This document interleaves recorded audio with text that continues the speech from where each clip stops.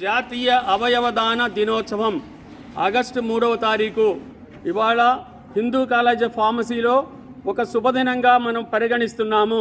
ఎందుకంటే ఎంతోమంది స్టూడెంట్స్ ఇక్కడ మనకు అవయవదానం చేస్తామని ప్రతిజ్ఞ చేయడానికి చాలా ఉత్సాహంగా ముందుకొచ్చారు.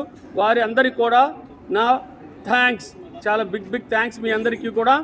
ఇవాళ ఈ ఆవశ్యకత ఏంటంటే ఇవాళ మన భారతదేశం అంతా కూడా అవయవదాన దినోత్సవం, ర్యాలీలు, ఈ అవయవదాన ఆవశ్యకత వాళ్ళని చైతన్యపరచడం. ఎందుకో తెలుసా, భారతదేశంలో 150 కోట్ల మంది జనాభా ఉన్న భారతదేశంలో చాలామందిని చనిపోయిన తర్వాత పూడ్చిపెట్టడమో కాల్చడమో చేసి ఒక పిడికెడు బూడిదగా మారుస్తున్నారు.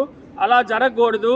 వారి ఆర్గాన్స్ మన ఎంతోమంది ఐసీయూలో ఆర్తనాదాలు చేస్తూ మా కిడ్నీ కావాలి, మాకు లివర్ కావాలి, మాకు హార్ట్ కావాలి, మాకు లంగ్ కావాలి, కోవిడ్ తర్వాత లంగ్స్ కూడా పోతున్నాయి, లంగ్ కావాలి, మాకు బోన్ కావాలి, ఇలా చాలామంది ఆర్తనాదాలు చేస్తున్నారు. వాళ్ళ ఆర్తనాదాలు అన్నీ కూడా వాడు కూడా మరణిస్తున్నారు. అలా జరగకూడదు. అలా జరగకుండా ఉండాలంటే మన యువతలో ఈ ఆవశ్యకత, ఈ చైతన్యం రావాలి. అందరూ కూడా ఇవాళ చూస్తున్నారు, చాలామంది స్టూడెంట్స్కి వాళ్ళ అమ్మా నాన్నలు బ్రహ్మాండంగా 2 లక్షలు 3 లక్షలు పెట్టి మంచి బండ్లు కొని పెడుతున్నారు. హార్మోన్లు పరవళ్ళు దొక్కే వయసు అది. వాళ్ళు ఫాస్ట్గా వెళ్ళి డివైడర్ని గుద్దిన తర్వాత వాళ్ళు బ్రెయిన్ డెడ్కి గురవుతున్నారు. మనం అలా అనుకోము ఎప్పుడు కావాలని.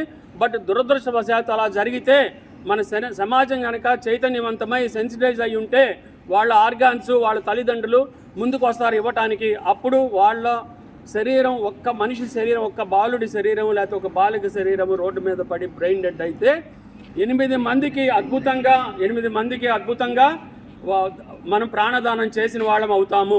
కాబట్టి ఇలా ఒక మనిషి చనిపోయిన తర్వాత ఒక పిడికడి బూడిదిగా మారకుండా మరణించినా జీవించండి అని ఒక కాన్సెప్ట్ తోటి Savitribai Phule educational charitable trust అనేది ఒక ఫామ్ చేసి దాని ద్వారా ఆర్గాన్ డొనేషను, బాడీ డొనేషను చెయ్యాలి అని చెప్పి గత 20 ఏళ్లుగా శ్రమిస్తూ ఈ ఉద్యమానికి ఉద్యమకారకులుగా ఉన్న సీతామహాలక్ష్మి గారు ఇవాళ వైజాగ్లో హెల్త్ మినిస్టర్ గారి సమక్షంలో అద్భుతమైన ప్రోగ్రాం అక్కడ చేస్తున్నారు.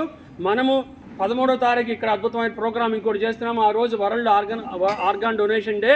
ఇవాళ pharmacy college, Hindu college of ఫార్మసీలో ఇంత అద్భుతంగా ర్యాలీ జరిపిన తర్వాత మన ప్రీతమ నేత ఇక్కడి వెస్ట్ ఎమ్మెల్యే శ్రీమతి గల్లా మాధవి గారు రాబోతున్నారు.